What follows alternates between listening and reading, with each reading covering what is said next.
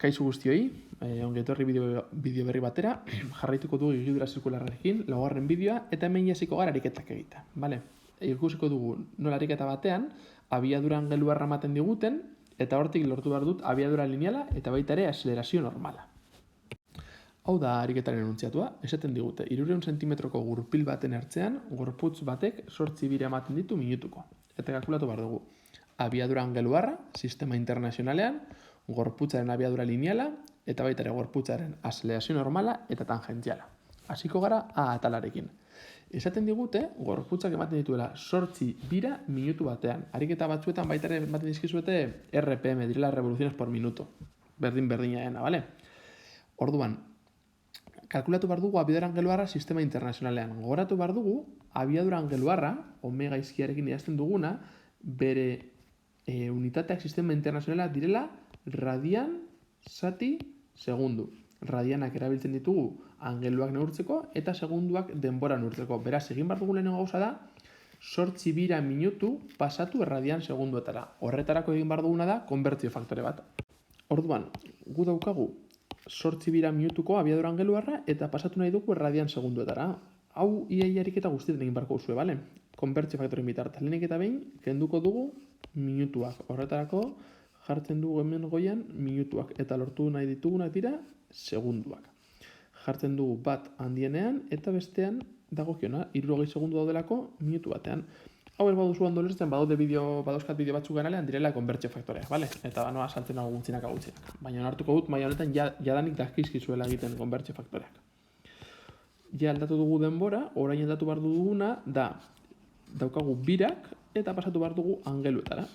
Beraz, jartzen dugu hemen behan bira eta hemen goian radian. Eta gogora ekarri behar duzue hurrengoa. Beitu. Hau gogora ekarri behar dugu zergaitik. Erlazionatu nahi ditugu angeluak bira batekin. Bira osoa ematen dudanean, zenbat angelu egin ditut, 2pi radian. Beraz, jartzen duguna da bira bat eta hemen 2 bider pi. Eta hau beti erabiliko dugu, bale? Hau beti erabiliko dugu. Beraz, hau ondo gogoratu. 2pi radian direla bira bat. Kalkulak egiten baditugu, hau ematen digu, bai? Egiten dugu 2 bider 8 bider pi goian, eta behan bakarrik garatzen zaigu 60, eta beraz daukagu 2 bider 8 amasei zati 60 pi radian segundu. Emaitza 0,7 bider pi radian segundu. Eta hau izango da gure emaitza. Hau izango da abiadura angeluarra. Gauzatxo bat, abiadura angeluarra normalean utziko dugu hemen pi kalkulatu gabe, zergaitik. Gu dakigulako bira oso bat direla 2pi. Beraz, 0,7 pi egiten baditu, hauek badira 2pi. Hau izango da onarte pi, onarte 0,5 pi. Hemen 0,25 pi gutxi gara bera. Honek esaten digu, segundu batean egiten duela gutxi gara bera honen laurdena, beraz. Segundu batean, 2 segundu, 3 segundu, 2 segundu, 5 segundu, 6 segundu, 7 eta 8. Ia 8 segundu behar dituela bira bat emoteko, bai? Bale, behin daukagunean abiadura angeluarra. Nola ja daukagun sistema internazionaleko unitatetan, orain kalkulatu behar dugu zein den abiadura lineala. Gogoratu, abiadura lineala izango da, ez da berdina izango kanpoan dagoen gorputz baten abiadura lineala eta barruan dagoen gorputz batena. Zenbat eta kanporago egon urrunago zentrotik orduan eta abiadura handiago izango dugu. Eta aurreko bideoan, lehenengoan hau bigarren ez du goratzen, ikusten genuen zein zen abiadura eta abiadura angeluarra erlazionatzeko formula zen. Abiadura lineala berdin gorputzaren erradioa, gorputza zentrutik daukan distantzia, hau da erradioa, bider omega, abiadura angeluarra. Kontu ze hau jarri behar dugu metrotan. Beraz, lehenengo gauza, 300 centimetro dira, 3 metro. Beraz, hemen jarri behar dugu. 3 bider 0,7 pi, eta honek ematen du 2,51 metro zati segundu. Eta hau izango da abiadura lineala. Kasu honetan ja ez dugu pi usten, bale?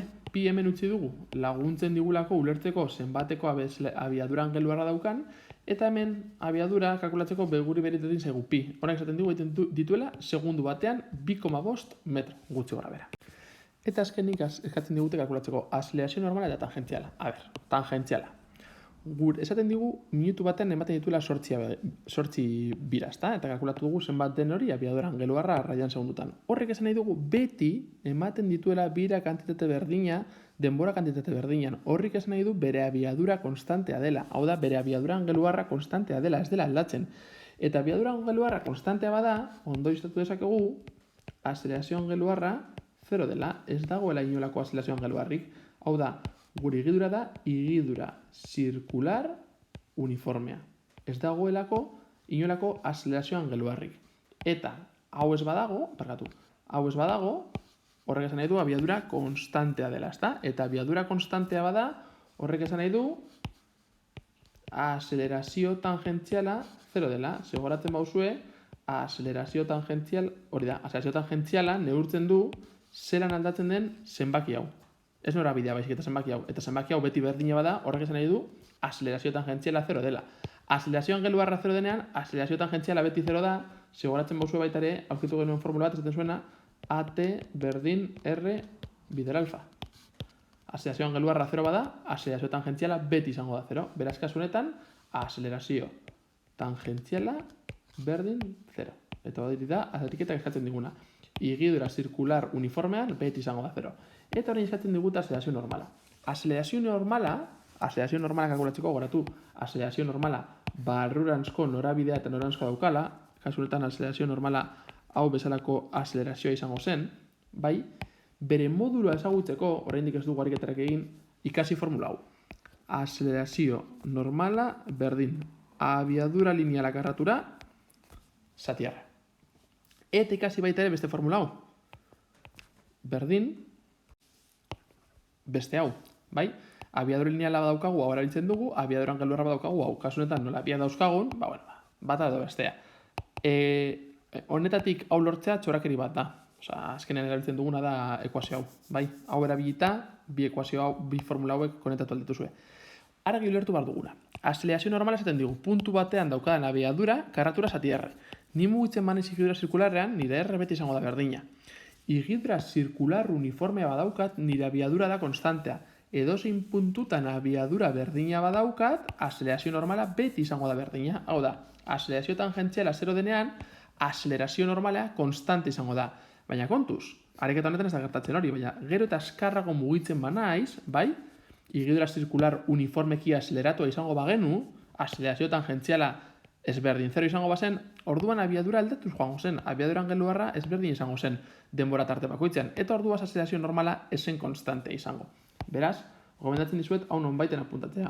Azelerazio tangentziala 0 bada, horrek esan nahi dugu, azelerazio normala konstante.